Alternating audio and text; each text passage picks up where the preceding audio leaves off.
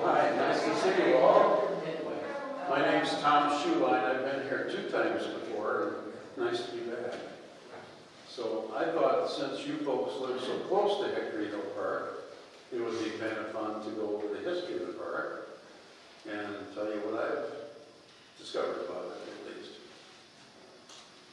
So on Tuesday, December 6, 1965, Iowa City voters went to the polls to decide whether to accept a bond issue that would convert 80 acres of city-owned woods and grassy slopes just east of Oakland Cemetery into a northeast park. The bond issue for the park passed by a wide margin, even though voter turnout was low. And in addition to ascribing 80 acres to the new northeast park, 17.5 acres of what was called the Irish Tract would be included. And I'll explain the Irish Tract as I get further into the presentation. The area would become known as, or named, Hickory Hill Park. The approximate original area of the park is shown within the heavy black lines, much smaller than today. How many of you were in Iowa City in 1965? Do you remember when the park was created? Okay, good. I've made up a little map here from taking a Google Maps image, and I've put what I think represents pretty close to the area of Hickory Hill Park, the HHP, of course, for the yellow color. And I'm showing the neighboring lands. The red area labeled PDP is Pappy Dickens Reserve. I had to think of Pappy Dickens. Willa Dickens, yeah. Okay, and the SJC is St. Joseph Cemetery in blue, and Oakland Cemetery is below it. St. Joseph's is actually a bigger area than Oakland Cemetery. I don't think by much, but a little bit.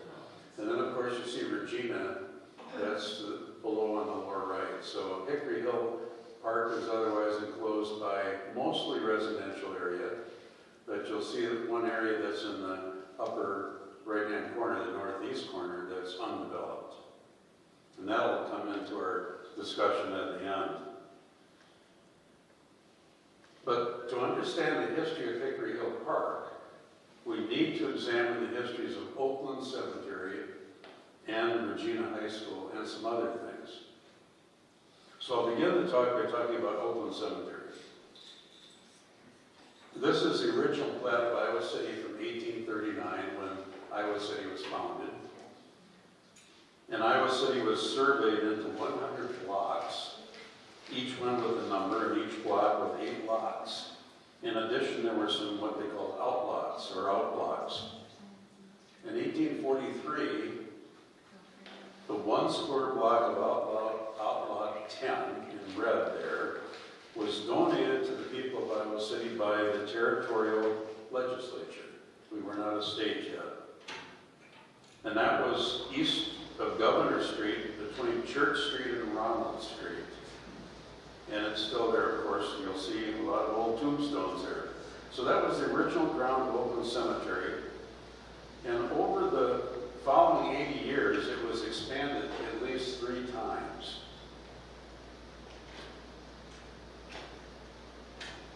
So this would be a representation with the little red block of what Oakland Cemetery would look like originally put on today's map. And by 1870, Oakland Cemetery had grown about 6 times of its original size. In 1913, the city purchased about 48 acres of land from a Christian Gauleiter. And the blue figure is an estimation of the area sold by Gauleiter. That's not accurate because it's just showing an amount of area, but it should be relatively close, I hope. Then in 1950, jumping way up to 1950, the city purchased 40 acres of land from Claude W-O-O-D-S, bringing to about 80 acres the amount of unused land owned by the city for burial purposes, as a quote from the newspaper. The black area that I'm using to represent the 40 acres is uncertain, again, but you have a pretty good idea of the land that was gained by the city, which was designated for burial purposes. That's a lot of land for burial. It was far more than the city required. So the bulk of the land from these two parcels was left to grow wild. That is, to naturalize. So it had a lot of time to grow trees and whatever else was in there. Most of the 48 acres purchased from Gaulitcher was rented as pasture land, at least initially. So by 1950, Oakland Cemetery comprised about 80 acres of land. Yet according to the administrator sexton of the cemetery today, Oakland Cemetery only has about 40 acres of burial ground. So what happened to the other 40 acres? In 1964, a parcel of land comprising about 29 acres came up for sale, about where the yellow area is there. There's quite a history involved with this property. Who was Captain Irish? I'll talk about him next. Captain Irish was Frederick Macy Irish, who was born in New York State, and he went to sea as a young man, serving on a whale boat, and later piloted boats around in New York City's harbor, hence the name Captain. I think he liked to be called Captain after he came here. He traveled to the newly formed Iowa Territory and found out about the new capital city to be, and then he joined with Chauncey Swan, one of the 3 commissioners who were appointed to select the site for the capital. Irish also built a place called Leanback Hall, which is a hotel with a large room that slept perhaps 40 men on one long, quote-unquote, bed. And it might have been comprised of straw. And the hotel was a gathering place on the day that the first lots were auctioned off in Iowa City. And I think that property was down about where Poncheros is. That would be Washington and Clinton. It's believed that Irish built a log cabin, probably in 1840, on the site marked here next to Reno Street Park. You see the little green oval that I've got there. In 1849, Irish had this home built. It's referred to and was referred to as Rose Hill, and the entire 29 acres, I think, also referred to as Rose Hill. Irving Weber said the name was ascribed because of the, quote, profusion of white roses that once grew on the hill. Later, this house was built where his log cabin was. In fact, the story has it that this home was built around the log cabin, and today the dining room is perhaps where at least part of the log structure still exists. I haven't talked to the owner, but I know her. She was a dental patient of mine, but it passed through different ownerships, and it's on a very large lot of about 3 acres, so it makes the property almost unsurpassed in size for an Iowa City residential property. It's right, would it be, not Bloomington. Bloomington goes around, I'm trying to think of the street but it's the one that's right next to the park that runs east and west, runs into Reno Street. So now returning to the 1849 home, the one I showed you before. This was taken in 1889, and the home stayed in the Irish family all the way into the 1960s. Captain Irish's granddaughter was Jane, who was a spinster, and she was the last Irish descendant to reside there.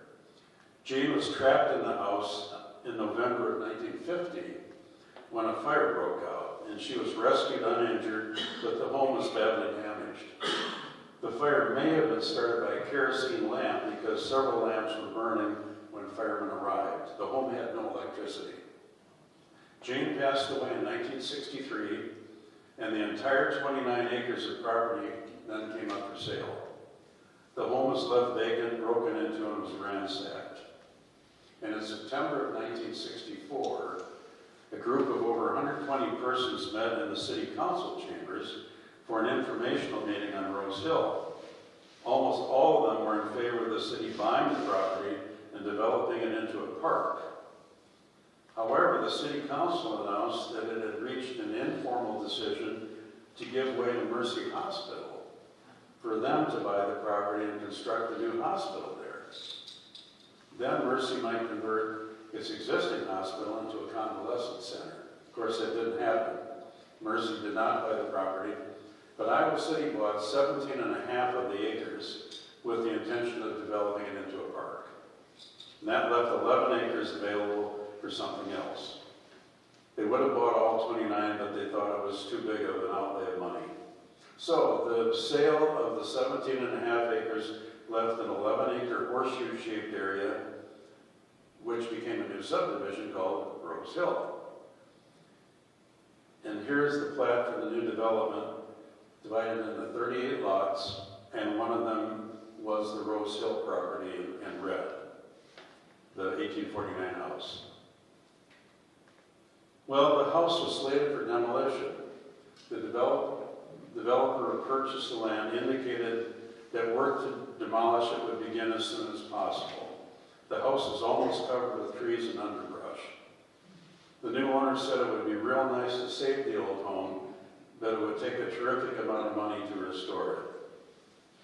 And this is the 1964 photo that you can kind of get an idea of the state of disrepair.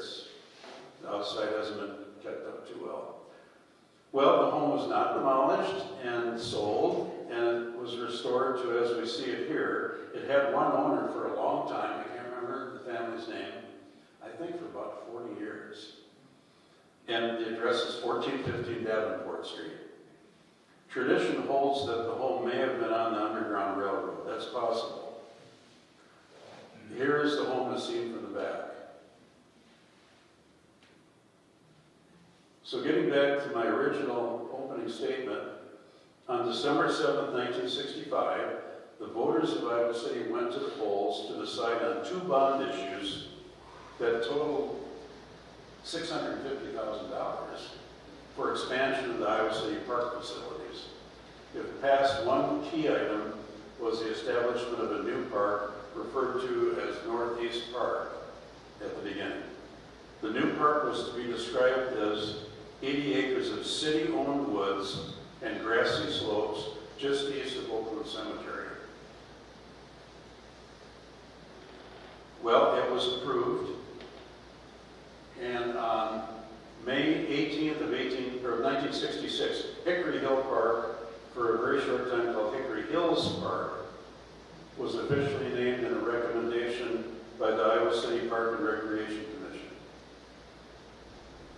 Ed Bailey, Parks and Recreation Director, said the name came about last fall when he was conducting a tour of 60 persons through the area. After the tour, Bailey, talking with the group, suggested the name Hickory Hills with an S. A woman named Louise Janes suggested dropping the S, as most of the hickory trees stood on a single hill. So the name of Hickory Hill was adopted. So this would be a 1975 image of the park. We need to understand that the 80 acres was already owned by the city. So what was the 80 acres being used for prior to the new park? The area in light blue, this is kind of a confusing slide that I had as a series from another, but anyway, the kind of light blue area was about the area upon the establishment of the park, plus the 17 and a half acres of the Irish estate. So to answer the question of what was the 80 acres already owned by the city being used for nothing in particular, it was being naturalized. It was known as the cemetery pasture, however. And as a little sidelight, in mid-August of 1973, police confiscated 4 12 packs of beer. That would be what, 48 cans after 14 juveniles were found in Hickory Hill Park. That would make an average of about 3½ beers each, had they been able to drink them. I wonder what the Juvenile Bureau at the police department did to the use and what they did with the beer. I don't know. In 1977, an attempt was made to purchase land for park expansion. And that would be the land that's right north of Rochester and east of 7th Avenue. Can you picture where that would be? But it failed. The city council declined to acquire what would have been 12 acres, feeling the price of the land was too high. But that was in spite of more than 1,600 signed petitions requesting the purchase. In October of 1980, the city council approved the purchase of 43 acres of land adjacent to Hickory Hill Park from Regina High School, along with the easement to the property. And then in 1981, the city bought 43 acres of land from Donald Gatens to accommodate floodwaters behind the proposed North Branch Stormwater Detention Facility. Retention, I think it should be. I've got detention, maybe they call it that. But that was the formal name for the dam that was constructed a year later. Many of you have walked over that dam and seen it. They thought in floodwater conditions, a lot of the land could be put underwater. In fact, it could be put under up to 30 feet deep at the dam. I don't think that's ever happened, anything near that. So there's the dam, the crest of the dam on the right side of the. I remember when they brought the dirt in, I was living on Hawthorne Street a few blocks south, and dump truck after dump truck, you can imagine how much fill that required. Do you know that when you drive over Scott Boulevard, you're driving over a dam too, down pretty close to the new traffic circle, the roundabout? That's another dam. They were both put in 1982 to stem the flooding with Ralston Creek. And I believe Regina owned the land upon the one in Hickory Hill Park was built. And it was a controversial project, of course, some environmentalists objecting, but it was considered a necessity. And Regina had been built in 1957 through 58 and opened in the fall of 58 as a new Catholic Central High School, I think initially probably just a high school, on 105 acres, so they had a lot of land. They had purchased the land in 1955. In 1993, a group known as Friends of Bluffwood petitioned the city to move the historic Bluffwood House to Hickory Hill Park. I don't remember ever seeing this house, but it was located on Rochester Avenue about a half a mile east of First Avenue. But after considerable opposition, the Friends of Bluffwood withdrew their request. I imagine it's been torn down. I don't think there's any sign of that I've ever come across. By 1995, it became apparent that Oakland Cemetery was running out of space. At first, city officials considered using 2 to 3 acres of Hickory Hills, in parentheses, land. Whose land had it really been, though? The next year, 1996, the city council changed their view and desired to expand at least 10 acres into Hickory Hill Park. The issue of, quote, land ownership came to a head a few years later with this consideration. For many years, the land that many felt was purchased for cemetery use, but believed to be parkland by the opposing group, lay idle, continuing to naturalize. So considerable debate went on for several years. Park advocates cried bloody murder about the prospect of the cemetery stealing some of the woodland. On the other hand, convincing arguments were made that the land assigned to the original Hickory Hill Park was land that was purchased for burial ground. Richard Dolezal offered a convincing opinion that argued that the land was designated as cemetery land and approved as such by the seller, Christian Gullicher, in 1913. Dolezal further offered that the Gallacher heirs also wished the land to be held for cemetery use. The matter came to a close when in April of 1998, the council gave the go-ahead on taking some Hickory Hill land, Hickory Hill Park land, if it was indeed their land, I guess. In the fall of 1999, work began on expanding, but only into about 4 acres of what was thought to have been the Hickory Hill Park land.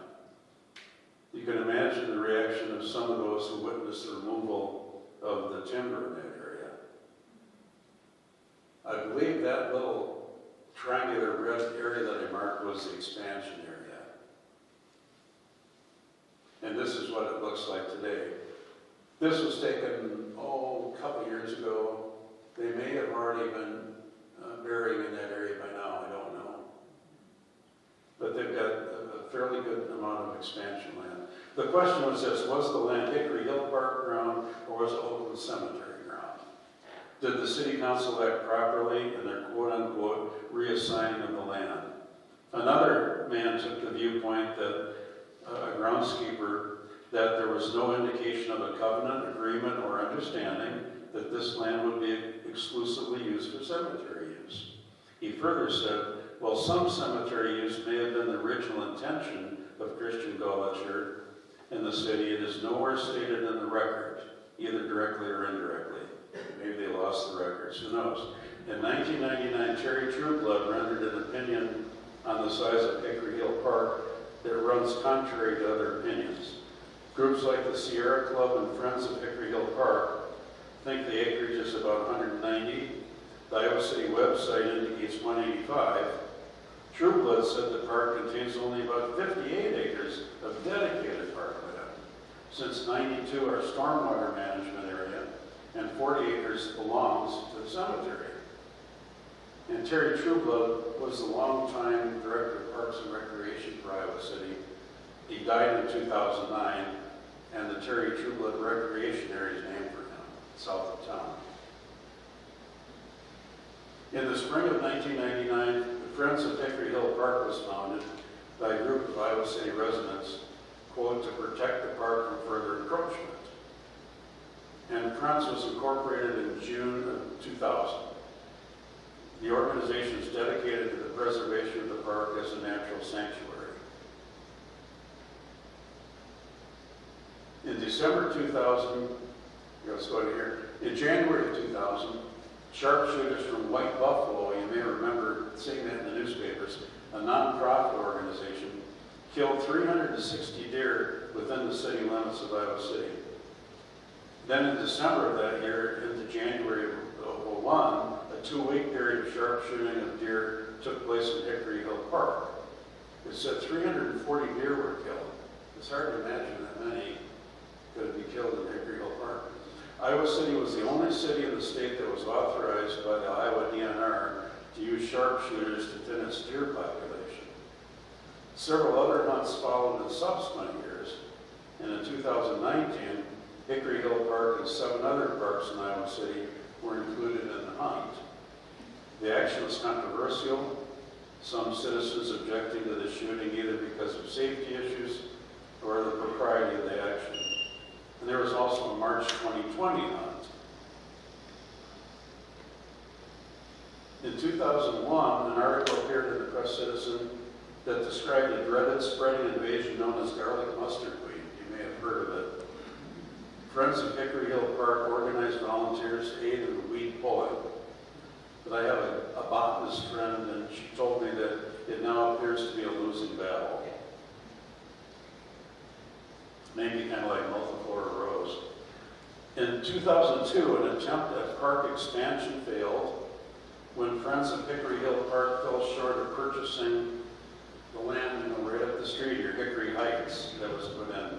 More than $50,000 was raised in an effort to buy the property that became that subdivision. It's an 18.2-acre patch. It was sold by the Iowa City Press Citizen that used to be behind it there on Dodge to Hickory Heights LLC in 2002. The $50,000 that was raised would be used for future projects by the Friends of Hickory Hill Park. And you'll remember, of course, the issue of extending First Avenue that went on for many years, 5, 6, 7, I don't remember how many years, before the voters finally approved it. They put it off for a couple of years and it would be able to come on the ballot again. And so finally, of course, there were lots of arguments against the extension. It would destroy the serenity of the park. It would create too much traffic along the schools further south. It would create noise pollution. The list goes on. But of course it was finally extended. Boy, is it used now. It is a real arterial street. It finally passed in November 2002. And the Scott Boulevard and First Avenue extension opened simultaneously. You may remember that where Scott came into Dodge, it was first named Captain Irish Parkway. There was a sign up for that for a short time. And the Press Citizen noted, quote, after 6 years of discussion and more than 1 year of construction, the most controversial road project in Iowa City's recent history finally is complete. Now, the Pappy Dickens Preserve that I showed you is a 16.5-acre woods and prairie that borders the north end of Hickory Hill Park. And it's continuous with it. You really don't know where one begins and the other ends. You can walk between them. The Friends of Hickory Hill Park was instrumental in purchasing from Mr. Willa Dickens, and it will be responsible for managing and the preserve for the Burr Oak Land Trust. I'm not sure how that land trust is formulated. But this was the first successful attempt by Friends to buy a parcel of land bordering the park. And I think they purchased it in 2008.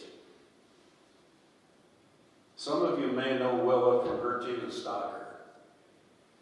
I was doing some research on the Jefferson Hotel some years ago, and I was talking with one of the workers, and he said he thought Willa could better answer my questions. And I was expecting a lady to show up, but of course Willa, I guess a German name of some kind. And bordering the Pappy Dickens Preserve is a 4-acre tract that was gifted to the Johnson County Heritage Trust, given through the estate of a Patricia Edberg. In the spring of 2011, a group of University of Iowa students spent 3 weeks excavating a site in Hickory Hill Park, looking for artifacts of prehistoric Native Americans. They found an arrowhead and small remnants of clay pottery. They were estimated to be about 1,000 years old. Their challenge lay in where to look. But they tested 3 spots, and the one they excavated seemed to contain items preserved from the Oneota time period, from late prehistoric ancestors of the Native Americans or the woodland people, according to the newspaper article. Now today, in a section of the park, it's near the border with the cemetery, a trail that goes up that you can take from the Bloomington Street exit, or entrance. You may have seen, anybody seen this old foundation that's there? It's the remains of a concrete foundation. And it's believed that in about 1915, a house was constructed there and used sometime into the 1920s. It was known as a pest house. Not a very nice term, but that was the term that was used. And persons with communicable diseases such as smallpox were relegated to live there without the benefit of visitors. And maybe those with diphtheria and scarlet fever. Other terms that were used by communities were plague house and fever shed. The Pest House is believed by Irving Weber to be the 3rd one in Iowa City. And in 1974, Weber wrote that the foundation was about 200 yards from the edge of the cemetery ground. And now we find that it's only about 50 yards. That's a witness to the expansion of the burial ground that I talked about, I think. I'd like to give a shout out to groups such as the Boy Scouts, which have done volunteer work in the park over the years. The Scouts were instrumental in constructing some of the smaller wooden bridges in some areas. And just a little bit about St. Joseph's Cemetery. Like Oakland Cemetery, land for St. Joseph's was acquired, I think, in 1843. And we believe that 80 acres was secured from the government by the Right Reverend Matthias Loris, for whom Loris College was later named. And this was upon the advice of Father Mazzucchelli, who directed the building of the first St. Mary's Church building in 1841. And if you've been up that area by North Dodge Highway and the hilltop, you'll notice that there are signs such as St. Matthias Alley and St. Clement Street. Those names can be understood in the context of the nearby purchase of land by the Catholic Church. So people have been enjoying Hickory Hill Park for now decades.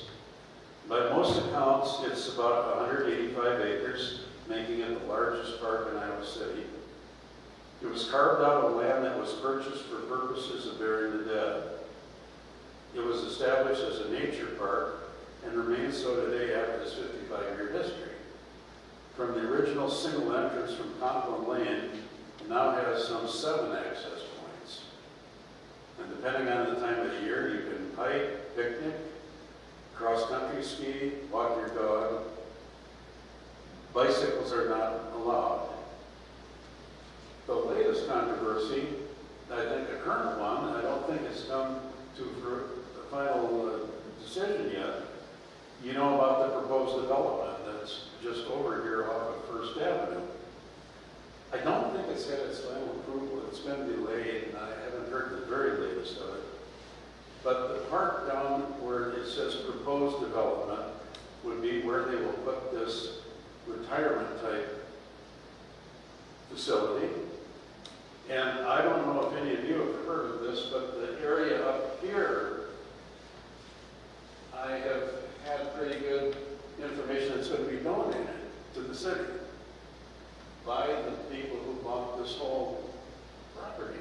So that would no doubt be either formally added to Hickory Hill Park or be contiguous with the park. So yet more land for Hickory Hill Park. Have any of you heard otherwise anything about that property? I actually thought that was a done deal, that they were going to. Well, I don't know. They had a couple of hearings on it, and then there were some delays so it could I wouldn't be surprised if it is. Well, and as with an people offer who like face Scott Boulevard, I'm sure hoping that's true, that I thought it was pretty close to, well, or it does. Yeah, I think that'd be great. And I think with the enticement of giving that land to the city would be, and they're trying to do it, as they said, such that it's not even visible very much from First Avenue. It's not going to be an eyesore or anything of that sort. So. I've heard that it's going to be access to Hickory Hill, so if there might be parking there, there might be trails that are Okay. accessible. Okay, good. So in other words, yeah, they're going to extend Hickory Trail, and then perhaps then there'll be a roadway or something up in there for, that's good. Okay, well, good. Well, thank you. Other comments or observations?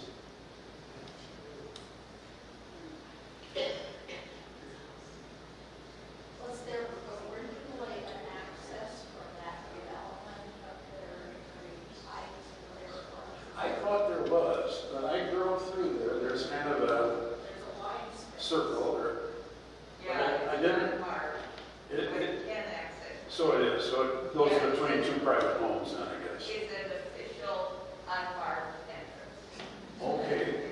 All right, good. Okay, that's good. Yeah. But if you go in, just, Do some of you use the park on a regular basis? yeah. The interesting thing along the proposed development, so there, as you came south, there's a path that went into Hickory Hill Park, and the owners of the red area put up a sign and a fence that prohibited entrance into the park, block entrance. But if you continued walking south along the border there,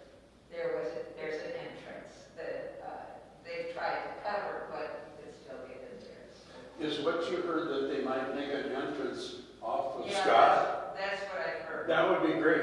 Yeah. And then it would be, No. not off of Scott. No, I mean, not to drive, but to maybe a little parking area to walk, but not, no, not a roadway. Not that one through. Yeah, like the First Avenue entrance. Right, yeah. Maybe something like that. Previous owner of that was ACT. Yes, ACT is, some of you might not know, own an awful lot of land around in the area that, you know, where the thing we call Buddha, the sitting man, do you remember it was moved from one side to the other? If I heard correctly, it was a kind of a land swap, part of a land swap, where ACT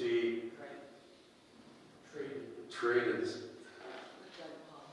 Yeah, so they have a lot of, there's also a proposed development now that will be on the northwest corner of Scott Boulevard and Rochester. You know, where the four-way stop area is. I think they're proposing a development right on that corner. There's a proposed zoning sign there.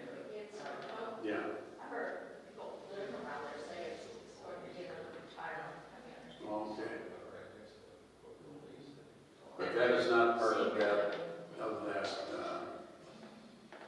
conservation area, what I call it, that goes down further to, yes.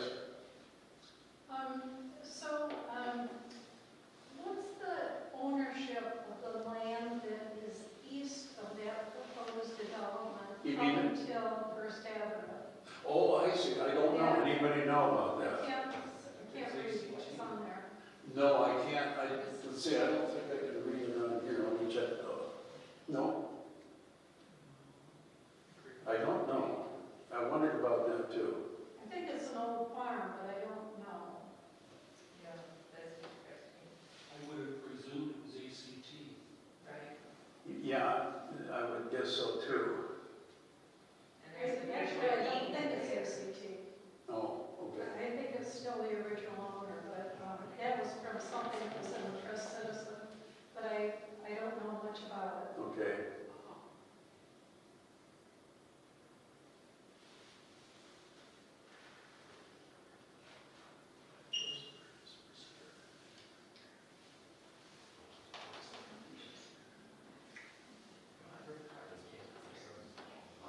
I got lost in Hickory Hill Park at least once. But once you get used to the trails, they're not hard to manage.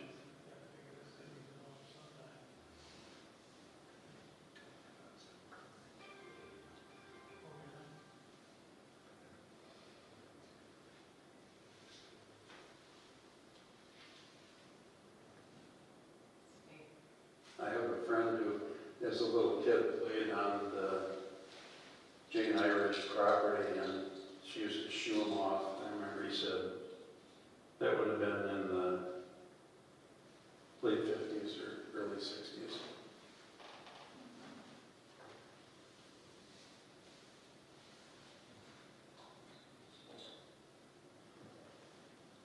There was an Irish business college downtown that you may have heard of. One of the members of the Irish family, they had it was quite a history. I have a talk on the Irish family that I give also. Quite a few noteworthy members of the family.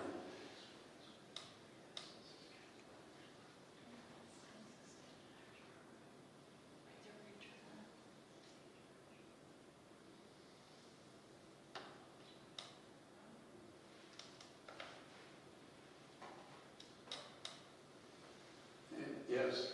Could you tell us anything about that organization that's the Friends of Hickory Hill Park? I don't know much about the organization. Anybody help us on that?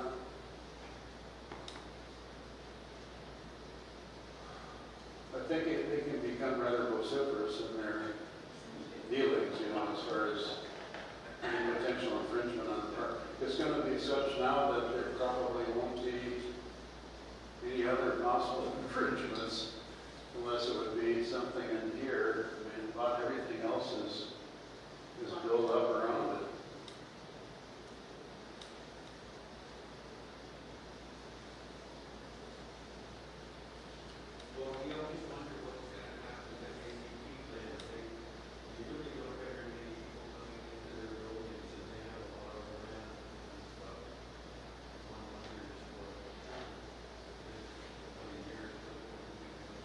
Do you have any idea what the workforce is now? I don't know. Now, maybe employee, I think it's a pretty big number. Yeah, a lot of